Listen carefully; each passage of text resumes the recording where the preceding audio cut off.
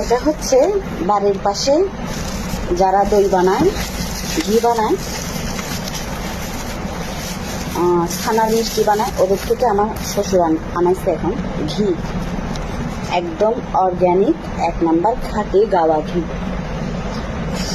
ঘ্রাণ শুনলেই তো পেট ভরে যায়, মন চায় সব খেয়ে ফেলে।